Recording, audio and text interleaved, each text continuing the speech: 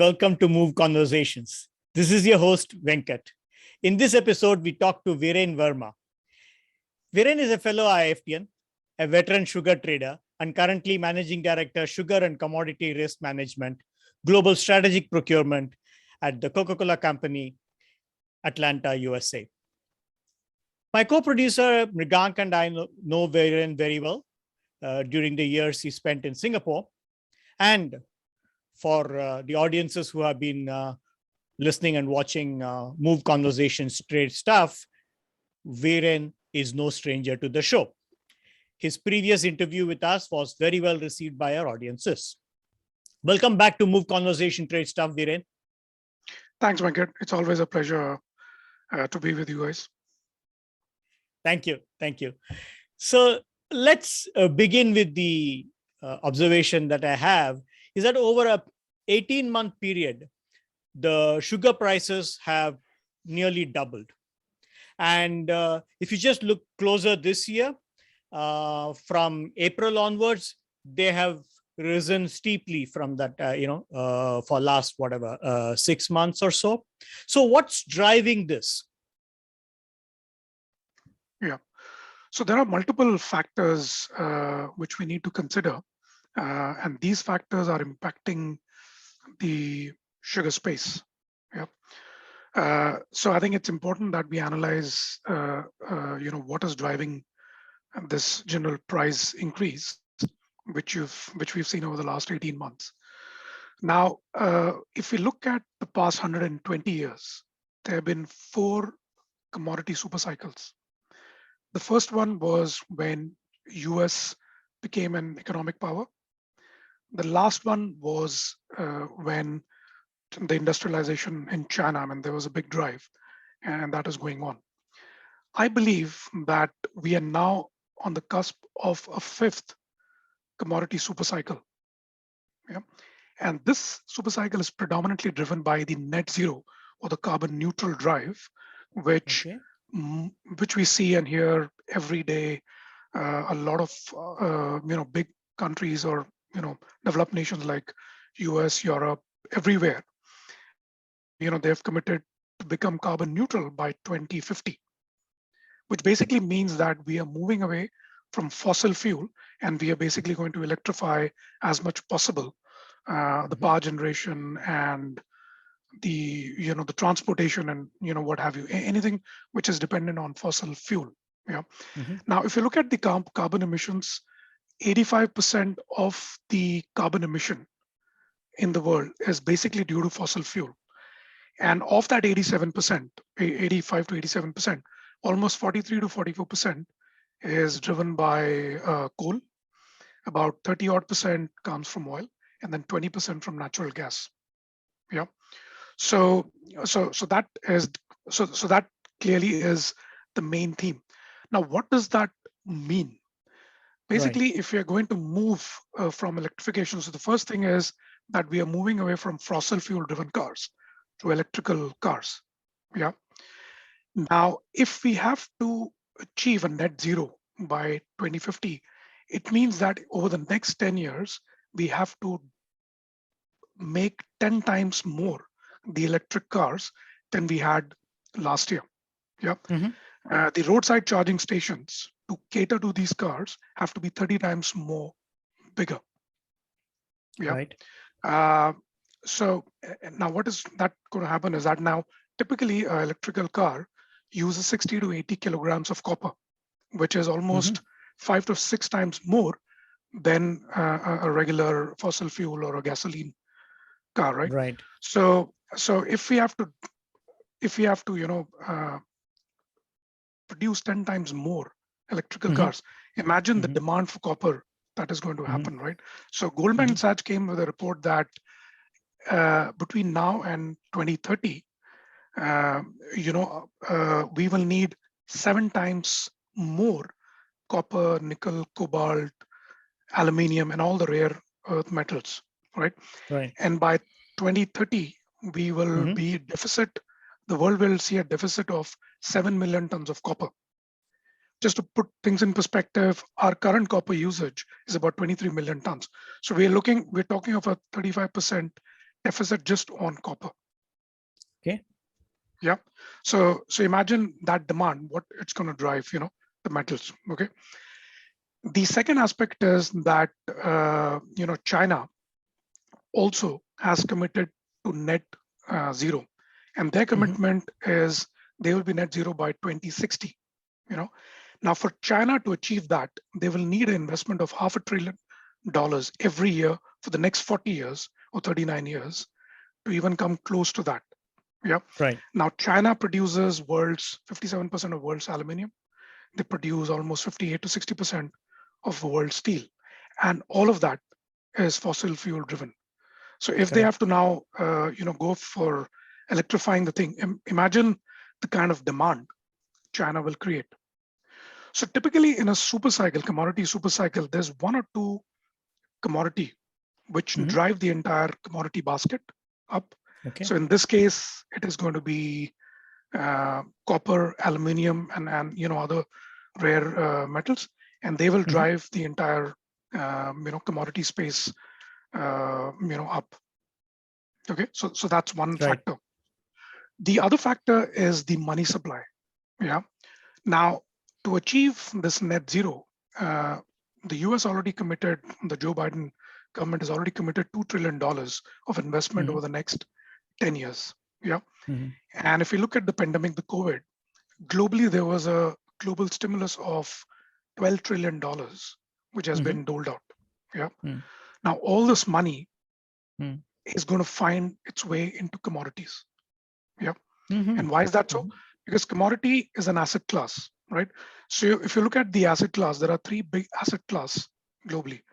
The biggest is bonds, which is valued at about $120 trillion. Yeah. The second biggest are the equities and the stocks, which are valued at about $95 trillion. In comparison to these two asset classes, the commodity is just $20 trillion. So it's dwarfed compared to these two ones, right? Now the bull market, the bond markets have had a bull run for 40 years. The stock markets have had a bull run for about 11 years.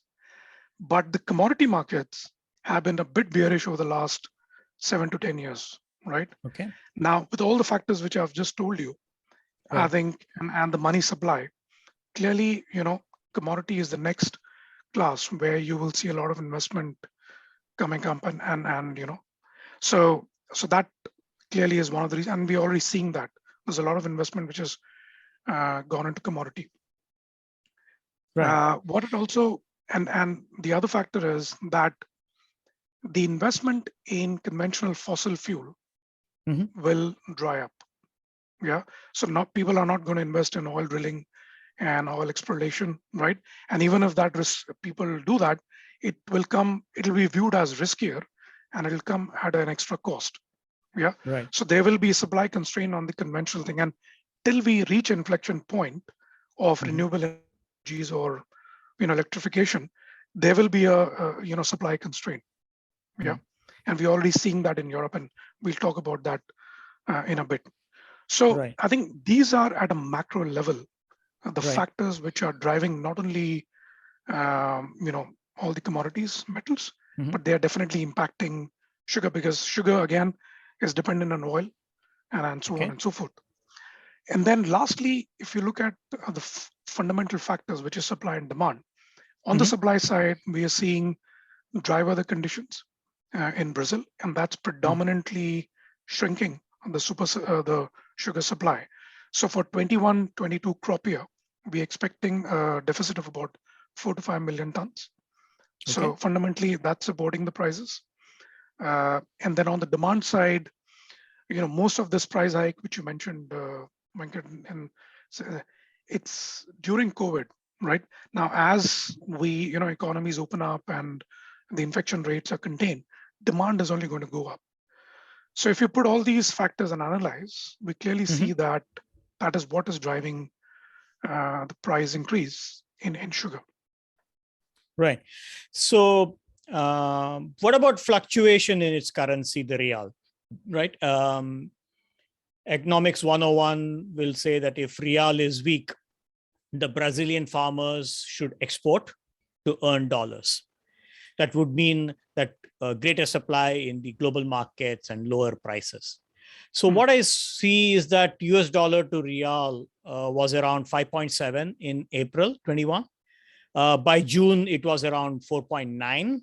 And now it is back at around 5.5.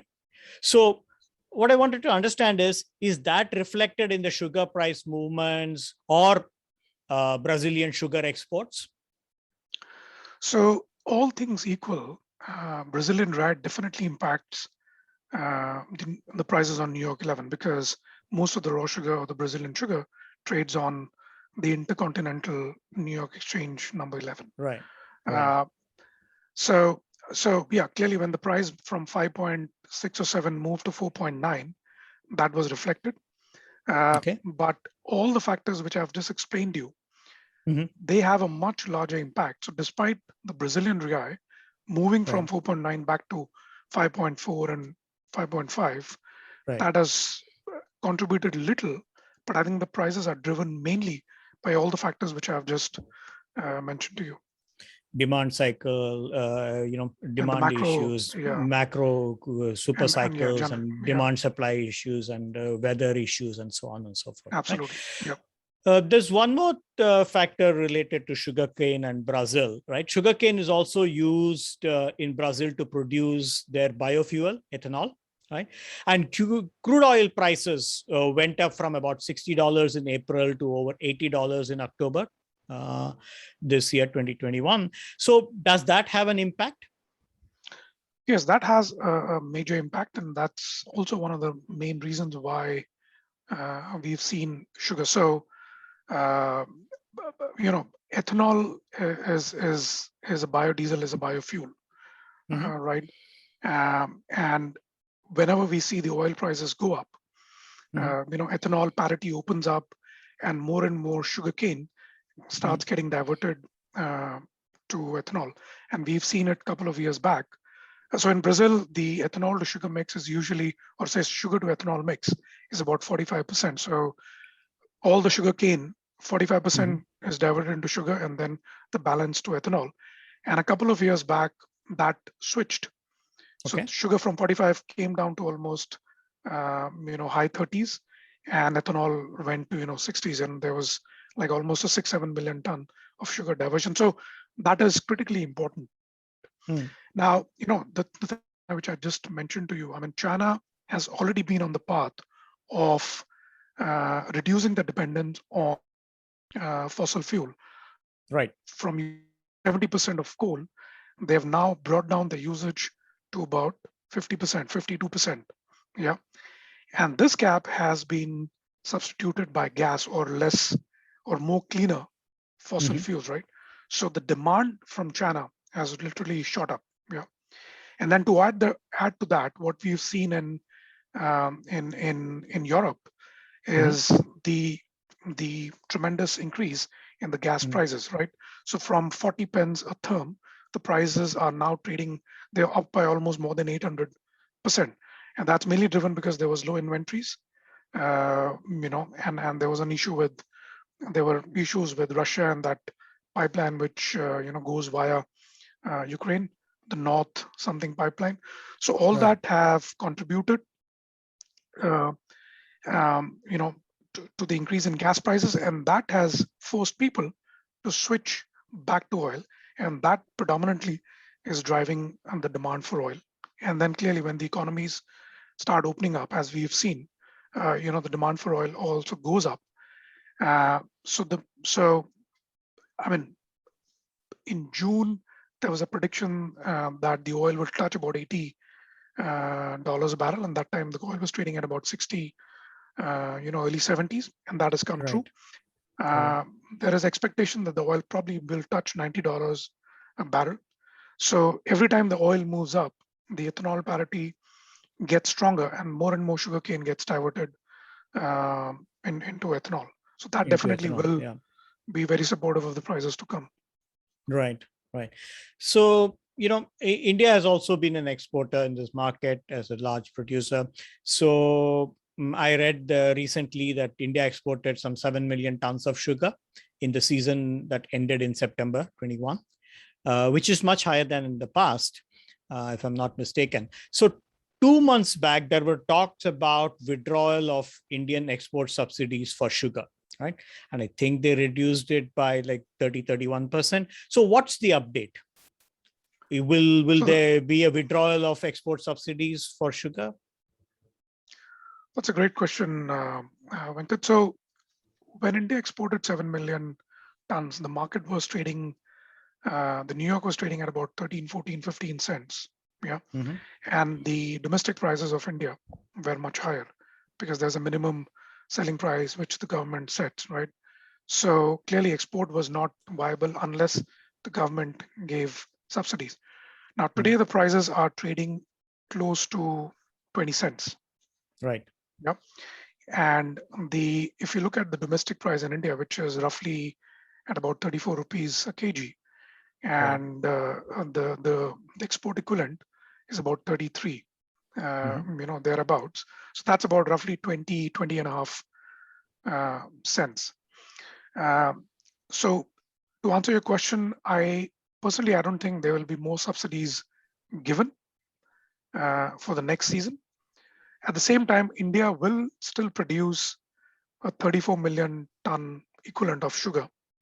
Of that, Right. 3 million equivalent tons will be diverted to ethanol because India has now become very serious on the ethanol program. So 3 million tons of sugar equivalent will go into ethanol, about 35 million tons of sugar. So will be there, of which 27 is going to be consumed internally because in India's domestic consumption has also jumped. This year, we are seeing a jump of 5 to 6%, right? So India will have roughly about 4 million tons to export. Yeah. And we are very certain that the Brazilian crop will be less because of all the factors, dry weather, and there is a threat of La Nina, which is people are talking of December, January, November to January period being very dry, La Nina. So all that will add to less sugar from Brazil. So if the world will need sugar, India is the only origin which can plug that gap. And for that to happen, the prices will have to come closer to 21 cents in order for India to start exporting the sugar without subsidies. So in short, India should export, but a much lesser quantity, close to about 4 million tons. I don't think there'll be any subsidies given, and the market has to come to a price level which will allow India to export that sugar. Right. So given the La Nina issues with Brazil, if Indian weather is good, then rainfall and everything is good, then quite likely India can step in to take care of the Brazilian deficit. Plug the gap, is my understanding correct? Plug that gap? Absolutely. Yeah. Right. So that leaves one more aspect of sugar pricing, beet sugar, right? So what's going on in the beet sugar? Typically, like people like in India, we don't or in Asia, many parts of Asia and so on, don't think much about beet sugar, but I'm sure it has an influence on the overall global market. Yeah. So beet is predominantly concentrated in Europe. I mean, they produce about 17, 18 million tons of equivalent beet sugar. That number was reduced in the last crop because of, again, weather conditions and whole host of other factors. Also, what we are seeing, Venkat, is that other than the macro factors which I've just explained, there are other competing crops which are competing for acreage, not only in Europe, but in Brazil and other places. So corn and soybean have been one of them. And so ethanol from sugar is not the only biofuel. You have palm oil, you have soybean. And if you look at the prices of palm oil, they are all-time high. They've rallied in the past few months. Soybean is also 5% up in the last few weeks. So those crops are also competing, and they will continue to compete in that space. So beet is going to be pretty much a stable production in Europe, stable to maybe slightly lower. So that's one factor. The other factor, which is also interesting and it is related, is because of the gas prices going up, a lot of fertilizer plants which use natural gas as the Right. input, they have stopped in Europe, right? Or the fertilizer prices have gone through the roof. So farmers, especially in Europe, probably will end up not using any fertilizers, which will also impact the yield, final yields. Yeah. So that also probably there's a possibility that the crop will be less. So competing crops, lesser yields, all of that will pretty much keep a very limited beet crop out of Europe. And Right. Europe, as we've seen this year and this year before, earlier Europe used to be a player in the global sugar trade, but going forward, I don't think they'll be very marginal players, or they're not really going to impact, much of the prices as far as the beet sugar is concerned. Right. So if I sort of string together some of the points that you said about 21-22, so you mentioned about the commodity super cycle, and its influence on all commodities, especially metals and so on, and oil prices consequently, and consequently on sugar and agri commodities. You talked about competing plantation issues. You talked about Brazilian, crops and the yield for next year because of the weather conditions could be less, right? And you mentioned that hopefully India can step up in that place. Beat may not be the thing to look up for. So that leaves some of the other minor players. What about Thailand, Pakistan? Anybody I'm missing who can make a change to the market, or market will continue to be strong, tight, whichever way you want to look at it? I personally believe the market will continue to be pretty much tight, at least for 2022 and possibly for 23. So if you look at the global trade, and we've spoken in our earlier discussions, so global trade is anywhere between 55 to 60 million tons, of which 50% of that comes from Brazil. The other two major origins which export a lot of sugar are Thailand and Australia. Yeah, Right. Thailand exports. So a couple of years back, Thailand had a crop of 14 million, and that drastically dropped to about 7 million. Thailand will have a better crop, but it'll probably be marginally better by, let's say, 2.5 million tons, right? So that is not good enough to cover the gaps, which probably we may see because of what is happening in Brazil. So again, as I said, India probably is the only origin, and Australia produces, let's say 4 million tons. So their export volume of about 2.5 to 3 million tons is not, they're still very marginal players, right? And their crop is pretty much constant. We don't see a major swing on either sides.